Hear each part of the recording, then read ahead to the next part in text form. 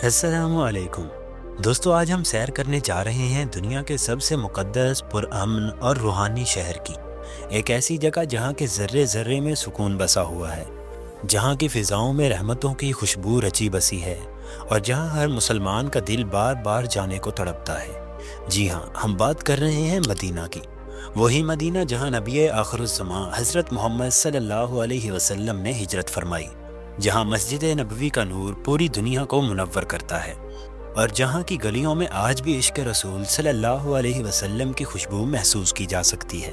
تو آئیے دوستو، آج ہم مدینہ کے اس سفر پر نکلتے ہیں جو صرف ایک سفر نہیں بلکہ عقیدت اور محبت کا عظیم ترین احساس ہے۔ مدینہ منورہ کی آبادی تقریباً 14 لاکھ سے زائد افراد پر مشتمل ہے، جن میں مقامی سعودی شہریوں کے ساتھ ساتھ مختلف ممالک سے آئے ہوئے لاکھوں غیر ملکی بھی شامل ہیں، جو یہاں عبادت، تعلیم، کاروبار یا خدمات کے شعبے سے وابستہ ہیں۔ مدینہ کے لوگ عمومی طور پر نہایت نرم مزاج، با اخلاق اور مہمان نواز ہوتے ہیں، اور زائرین کے ساتھ محبت اور عزت کا برتاؤ کرتے ہیں۔ یہاں کی زندگی میں مذہبی تقدس کے ساتھ ساتھ سادگی اور سکون نمایاں ہے۔ صبح و شام مسجد نبوی کی طرف آتے جاتے لوگ، قرآن پاک کی تلاوت کی صدائیں اور اسلامی روایات کے مطابق رہن سہن، یہ مدینہ کی روزمرہ زندگی کا حصہ ہیں۔ مدینہ میں جدید سہولیات اور انفراسٹرکچر موجود ہے، لیکن اس شہر کا اصل حسن اس کی روحانی فضا، عبادت کا ماحول اور رسول اللہ صلی اللہ علیہ وسلم سے عقیدت و محبت میں ڈوبا ہوا طرز زندگی ہے۔ مدینہ منورہ کی روحانی فضاؤں کا مرکز مسجد نبوی ہے، جو نہ صرف اسلامی دنیا کی دوسری سب سے مقدس مسجد ہے بلکہ عقیدت مندوں کے لیے دل کی ٹھنڈک اور روح کی غذا ہے۔ اس مسجد کی بنیاد خود رسول اللہ صلی اللہ علیہ وسلم نے ہجرت کے بعد 622 عیسوی میں رکھی تھی۔ مسجد اپنے ابتداء میں سادگی کا نمونہ تھی، مگر آج یہ عظیم و شان عمارت جدید ترین سہولیات سے آراستہ ہے، جہاں لاکھوں افراد ایک ساتھ عبادت کر سکتے ہیں۔ مسجد نبوی کا سبز گنبد دنیا بھر کے مسلمانوں کے دلوں کی دھڑکن ہے، کیونکہ اس کے نیچے روضہ رسول صلی اللہ علیہ وسلم واقع ہے۔ نبی کریم صلی اللہ علیہ وسلم کے پہلو میں حضرت ابوبکر صدیق رضی اللہ تعالیٰ عنہ اور حضرت عمر فاروق رضی اللہ تعالیٰ عنہ کی قبریں بھی موجود ہیں۔ روضہ رسول پر حاضری کے لیے مخصوص انتظام ہے۔ مرد حضرات کو باب السلام یا باب بقیع سے داخل ہو کر دائیں جانب روضۃ النبی صلی اللہ علیہ وسلم کی طرف لے جایا جاتا ہے، جہاں پہلے ریاض الجنہ آتا ہے اور پھر روضہ اقدس کے سامنے سلام پیش کرنے کا موقع ملتا ہے۔ ریاض الجنہ، جو نبی کریم صلی اللہ علیہ وسلم کے منبر اور حجرہ مبارکہ کے درمیان واقع ہے، اسے جنت کے باغوں میں سے ایک باغ کہا گیا ہے، اور یہاں نماز پڑھنا ایک مسلمان کے لیے بہت بڑی سعادت ہے۔ جب کوئی عاشق رسول صلی اللہ علیہ وسلم روضہ مبارک کے سامنے کھڑا ہوتا ہے تو اس کا دل کانپنے لگتا ہے، آنکھوں سے آنسو بہنے لگتے ہیں اور زبان پر درود و سلام جاری ہو جاتا ہے۔ وہ کیفیت لفظوں میں بیان نہیں ہو سکتی۔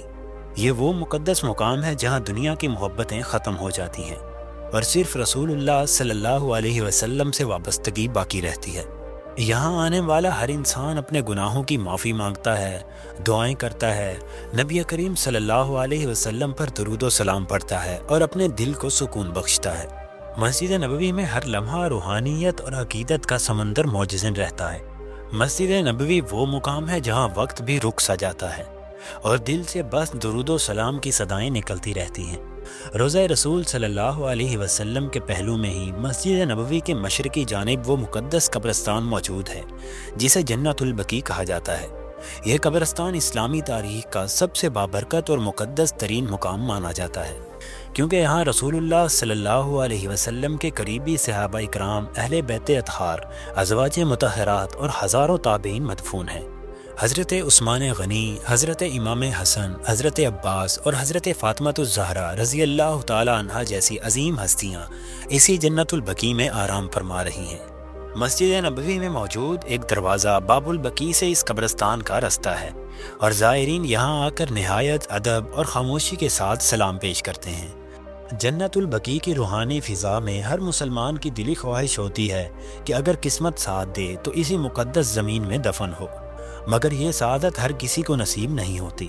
اگر کوئی خوش نصیب مسلمان مدینہ منورہ میں وفات پا جائے تو سعودی حکام کی جانب سے باقاعدہ قانون کے تحت اور شریعت کے مطابق اس کی تدفین کی جاتی ہے۔ سب سے پہلے وفات کی اطلاع متعلقہ ہسپتال یا ادارے کو دی جاتی ہے، جو کہ ڈیتھ سرٹیفکیٹ جاری کرتا ہے۔ اس کے بعد اہل خانہ یا ذمہ دار افراد میت کو غسل، کفن اور نماز جنازہ کے لیے مسجد نبوی لے جاتے ہیں، جہاں لاکھوں خوش نصیبوں کی طرح اس کی نماز جنازہ ادا کی جاتی ہے۔ نماز جنازہ کے بعد جنت البقیع میں تدفین کے لیے محکمہ بلدیہ اور حرمین انتظامیہ کی اجازت درکار ہوتی ہے۔ اگر وفات مدینہ ہی میں ہوئی ہو تو انتظامیہ تدفین کے تمام مراحل کی نگرانی خود کرتی ہے۔ قبر زمین میں ہی بنائی جاتی ہے اور اسلامی طریقے سے میت کو رکھ کر مٹی ڈال دی جاتی ہے۔ یہاں کسی بھی قسم کی تختی، سنگ مرمر یا قبر پر تعمیرات کی اجازت نہیں دی جاتی، تاکہ تمام قبور سادگی اور برابری کا مظہر بنے، جیسا کہ نبی کریم صلی اللہ علیہ وسلم کی تعلیمات تھیں۔ یہ وہ مقام ہے جو ہمیں یاد دلاتا ہے کہ دنیا کی شان و شوکت ایک طرف اور مدینہ میں ایک سادہ سی قبر دوسری طرف، جہاں دفن ہونا دراصل دنیا و آخرت کی سب سے بڑی سعادت ہے۔ یہ وہ جگہ ہے جہاں موت بھی زندگی کی کامیابی بن جاتی ہے۔ جنت البقیع میں داخل ہوتے ہی دل عجیب سی کیفیت میں ڈوب جاتا ہے۔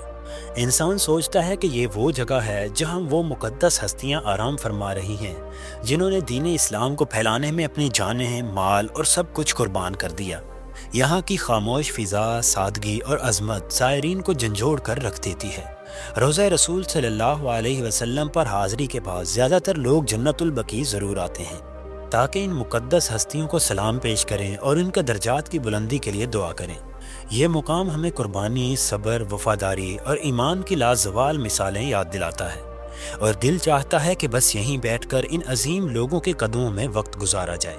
اس کے بعد جنت البقیع کی پرنور فضا سے نکل کر جب کوئی مدینہ کی شمالی سمت کا رخ کرتا ہے تو کچھ ہی فاصلے پر ایک اور عظمت اور قربانی کی علامت نظر آتی ہے۔ یہ ہے جبل احد۔ یہ وہ پہاڑ ہے جسے خود رسول اللہ صلی اللہ علیہ وسلم نے محبت سے یاد فرماتے ہوئے کہا کہ احد ہم سے محبت کرتا ہے اور ہم احد سے محبت کرتے ہیں۔ یہ پہاڑ نہ صرف ایک قدرتی عظمت رکھتا ہے بلکہ اسلامی تاریخ کے ایک بڑے اور اہم ترین معرکے یعنی غزوہ احد کا گواہ بھی ہے۔ سن 3 ہجری میں اسی مقام پر مسلمانوں اور مشرکین مکہ کے درمیان ایک عظیم جنگ لڑی گئی، جس میں 70 صحابہ اکرام نے جام شہادت نوش کیا، جن میں نبی کریم صلی اللہ علیہ وسلم کے چچا حضرت حمزہ رضی اللہ تعالیٰ عنہ بھی شامل تھے، جنہیں سید الشہداء کا لقب ملا ہے۔ جبل احد کے دامن میں شہدائے احد کا قبرستان موجود ہے، جہاں آج بھی زائرین اشکبار آنکھوں کے ساتھ حاضری دیتے ہیں، سلام عرض کرتے ہیں اور ان عظیم قربانیوں کو یاد کرتے ہیں جنہوں نے اسلام کی بنیاد کو مضبوط کیا۔ جبل احد کی عظمت اور شہداء کی قربانیوں کو خراج عقیدت پیش کرنے کے بعد جب زائرین مدینہ کے باقی مقامات کی طرف روانہ ہوتے ہیں تو کچھ اہم باتیں ان کے ذہن میں ضرور ہونی چاہیے۔ مدینہ منورہ میں داخل ہونے سے لے کر مسجد نبوی صلی اللہ علیہ وسلم اور دیگر مقدس مقامات کی زیارت تک ہر لمحہ ادب، خاموشی اور عاجزی کا مظاہرہ کرنا بے حد ضروری ہے۔ یہ وہ شہر ہے جہاں اللہ کے محبوب حضرت محمد صلی اللہ علیہ وسلم آرام فرما رہے ہیں، اور یہاں کی گلیوں میں چلنا بھی ایک عظیم سعادت ہے۔ زائرین کو چاہیے کہ مسجد نبوی میں داخل ہوتے وقت دائیں پاؤں سے قدم رکھیں، درود و سلام پڑھتے ہوئے داخل ہوں اور مسجد کے آداب کا خاص خیال رکھیں۔ تصویریں کھینچنے یا بلند آواز سے بات کرنے سے گریز کریں، کیونکہ یہ جگہ صرف عبادت اور سکون کے لیے ہے۔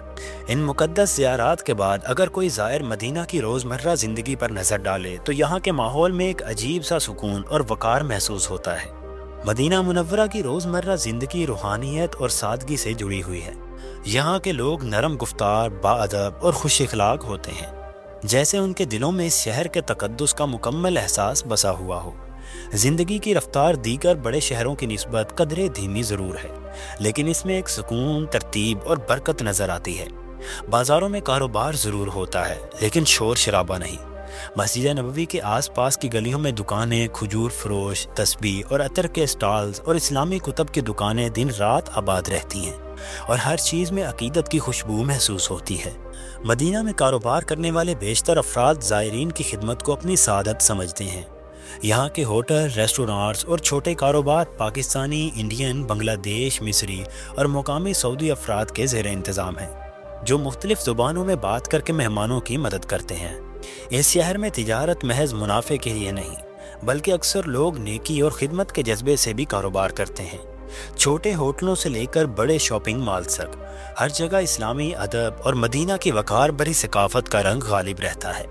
یہاں کی فضا میں دنیاوی مصروفیات بھی عبادت کے رنگ میں رنگی ہوئی محسوس ہوتی ہیں، اور یہی مدینہ کو دنیا کے باقی شہروں سے ممتاز بناتا ہے۔ دوستو، مدینہ نہ صرف عبادت کی جگہ ہے بلکہ ایک ایسی روحانی منزل ہے جہاں دل کو سکون ملتا ہے، آنکھیں اشک بار ہوتی ہیں اور روح کو تسکین ملتی ہے۔ اگر زندگی میں کبھی یہ سعادت نصیب ہو کہ ہم مدینہ جائیں تو وہاں کے ہر لمحے کو عبادت سمجھ کر گزاریں۔ دعا ہے کہ اللہ تعالی ہمیں بار بار مدینہ جانے کی سعادت عطا فرمائے، وہاں کے ماحول میں جینے کا موقع دے اور روضہ رسول صلی اللہ علیہ وسلم کے سامنے کھڑے ہو کر درود و سلام عرض کرنے کی توفیق بخشے، آمین۔ دوستو، اگر آپ کو یہ ویڈیو پسند آئی ہو تو ویڈیو کو لائک کریں اور چینل کو سبسکرائب کرنا نہ بھولیں۔ ملتے ہیں ایک اور خوبصورت اور دلچسپ ویڈیو کے ساتھ، تب تک کے لیے اللہ حافظ۔